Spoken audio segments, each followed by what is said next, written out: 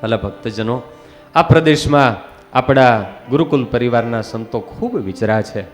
આ પ્રદેશના હરિભક્તો બળિયા સંતો વાત કરતા હતા. આજુબાજુના ગામડાના અમારા અંબાડાના હરિભક્તો બેઠા છે. હાથ ઊંચો કરો તો કોઈ હોય તો. હા, કેટલાય ગામના કેટલાક નામ લેવા.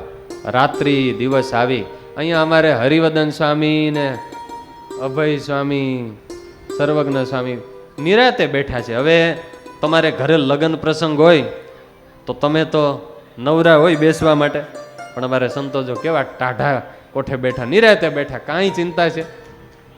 પણ એ એટલા નચિંત થઈને એટલા માટે બેઠા. આવડો મોટો સમયો હાલે છે કારણ કે આજુબાજુ ગામડાના હરિભક્તો અમારે સંતોના હાથ પગ થઈને દોડી રહ્યા છે ને એટલે સંતો નિરાતે બેઠા છે.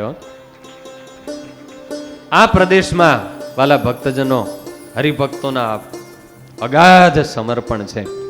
મારે એક ભગતને છેલ્લે યાદ કરવા છે. મને લાગે છે એને યાદ ના કરીએ ને તો આપણો આ દશાબ્દી મહોત્સવ કદાચ અધૂરો ગણાશે. અંબાડા ગામના આમ તો મહારાજના ધામમાં થોડા મહિના પહેલા ગયા એવા અક્ષર નિવાસી શ્યામજીભાઈ મશ્રીભાઈ કીડિયેચા. શ્યામજીભાઈને તો આખું આ પરગણું ને પ્રદેશ ઓળખે. પૂજ્ય ધર્મવલ્લભ સ્વામી જ્યારે આ પ્રદેશમાં સત્સંગ વિચરણ માટે પધારતા એ વખતે આ પ્રદેશમાં અને ખાસ કરીને અંબાડા ગામના પહેલા વહેલા કોઈ સત્સંગી હોય તો આ શ્યામજીભાઈ. આ વિસ્તારના ઝોન સંચાલક અને પૂજ્ય ધર્મવલ્લભ સ્વામીને કહેવું હોય ને તો હરિભક્તોમાંથી રાઈટ હેન્ડ, જમણો હાથ કહેવાય. સત્સંગની સેવા માટે વાલા ભક્તજનો એમને પોતાને 100 વીઘા જમીન, પણ આખો દિવસ પોતે સત્સંગની સેવામાં.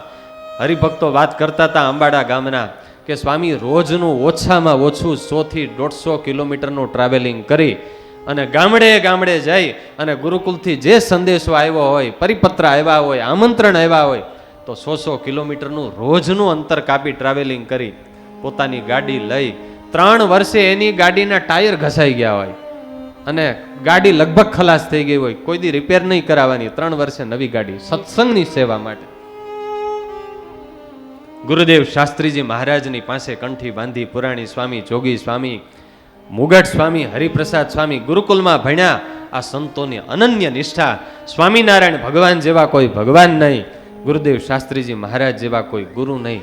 ગુરુકુલના સંતોને માટે માથું આપવું પડે તો માથું આપી દે એવા, છતાંય પાછા ભક્તરાજ કેવા. ગામડાઓમાં આમંત્રણ આપવા ગયા હોય રાતના 10 વાગે, 11 વાગે, 12 વાગે કે 2 વાગે ઘરે આવે, ગાડી મૂકી હાથ પગ ધોઈ અને રાતના 2 વાગે ગામના મંદિરે જઈ અને મહારાજને મંદિરમાં દંડવટ કરે, નિયમ ચેષ્ટા કરે ને માનસી પૂજા કરે, પછી ઘરે આવે. સાધુને ધડો લેવાનું મન થાય એવું એમનું જીવન. ગમે ત્યાં બહાર ગયા હોય ખારી સિંગે બહારની બજારની મોઢામાં નાખવાની નહીં, આવી ધર્મ નિયમની દ્રઢતા. રાજકીય ક્ષેત્ર પણ એટલું મોટું નામ. અહીં ગીર સોમનાથ જિલ્લાના ભાજપના બીજેપીના મહામંત્રી તરીકે, સમાજ ક્ષેત્રે પણ એટલું મોટું નામ, સત્સંગ ક્ષેત્રે પણ એટલું મોટું નામ અને પરિવાર ક્ષેત્રે પણ એટલું મોટું નામ. એના ઘરે રોજ સવારે 5 જણા આવીને ઊભા હોય, બેઠા હોય. કોઈને કાંઈ પારિવારિક ઝઘડા હોય, કોઈને કાંઈ દીકરા દીકરીના પ્રશ્ન હોય, કોઈને દીકરા કે વહુના પ્રશ્ન હોય, સાસુ વહુના પ્રશ્ન હોય, કોઈને વ્યવહારિક પ્રશ્ન હોય. શામજીભાઈ એમ કેવું હોય ને, દુખીઓના બેલી. પોતાનાથી જે મદદ થઈ શકે. અરે આજુબાજુના ગામડાના બેઠેલા હરિભક્તો સાક્ષી છે. સામે સામે ગામમાં પક્ષ પડી ગયા હોય અને ભાલા અને હથિયાર ઉડે ને માથા કપાય એવા વેર થઈ ગયા હોય, પણ શામજીભાઈને ખબર પડે. શામજીભાઈ જાય અને બંને પક્ષને બેસાડે, કલાકો સુધી સમજૂતી કરાવે અને છેલ્લે બધા જે હથિયાર લઈને આવ્યા હોય હથિયાર ઘા કરી અને એકબીજા બધા ભેટીને આહુડા પાડીને જુદા પડે. આવા સંપ કેટલાય ગામડાઓમાં કરાવ્યા છે. સૌના હૈયા હા પાડે. મહારાજ એમ કહેતા કે મૂળજી બ્રહ્મચારીના જીવન વિશે બધાના હૈયા હા પાડે. શામજીભાઈના વિશે આખું આ પ્રદેશ એ ધામમાં ગયા ને, હરિભક્તો વાત કરતા હતા કે સ્વામી આ આખા નાઘેર બાબરિયાવાડ વિસ્તારમાં કોઈની અંતિમ યાત્રામાં આટલા લોકો અમે આટલા વર્ષોમાં જોયા નથી. લોકો એમ બોલતા હતા કે આ શામજીભાઈ ધામમાં નથી ગયા, અમારા આ વિસ્તારના રાજા ધામમાં ગયા. ત્યારે એવા વાલા ભક્તજનો, આ વિસ્તારના સનિષ્ઠ સેવક, મહારાજના અનન્ય સેવક, આખો દિવસ સુધી સત્સંગની સેવા કરીને રાતે ખેતરે જાય, 100 વીઘાની ખેતી હાચવે. એમણે 1 કે 2 કલાકથી વધારે ઊંઘ કોઈ દી કરી નથી. લક્ષ્મણજી જેવા નિદ્રાને જીતનારા જતી. ત્યારે વાલા ભક્તજનો, દેહની પરવા કર્યા વિના આ સત્સંગની સેવા કરનારા ગુરુકુલ પરિવારના અનન્ય સનિષ્ઠ સેવક મહારાજના 6 મહિના પહેલા ધામમાં ગયા. છેલ્લે પતિ પત્ની જાત્રા પણ 4 ધામની કરી આવ્યા. જાણે કે અગાઉથી અંધાણી આવી ગઈ હોય.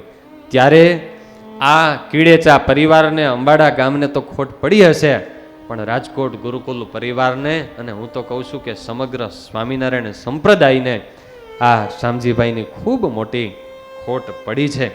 ત્યારે છતાંય મહારાજની જેવી મરજી. આપણે મહારાજના ચરણોમાં આ દશાબ્દી મહોત્સવ પ્રસંગે સૌ સંતો ભક્તો પ્રાર્થના કરીએ, મહારાજ એમને પોતાના ચરણમાં ખૂબ સેવાનું બળ આપે અને પોતાની મૂર્તિનું સુખ આપે. મને લાગે છે કે શામજીભાઈ વિનંતી તો કરી હશે કે મહારાજ અમારા નાઘેર બાબરિયા વાડમાં પાછી એવી ખોટ પડવા નહીં દેતા. ત્યારે પાછળની પેઢીમાં અમારે અંબાડાના યુવાની અવસ્થા છે, પણ એવા જ શામજીભાઈનો આમ કે પાછળનો વારસો જાળવે એવા બળિયા છે. મહારાજને પ્રાર્થના કરીએ અમારા અંબાડાના યુવાનોને એવા બળિયા રાખે કે શામજીભાઈ જેવી રીતે બળિયા રહીને આ પ્રદેશમાં સત્સંગનું પોષણ કરતા હતા, એવું જ એ હરિભક્તો યુવાનો એને મહારાજ બળ પ્રેરે. આટલી મહારાજના ચરણોમાં પ્રાર્થના. જય સ્વામિનારાયણ.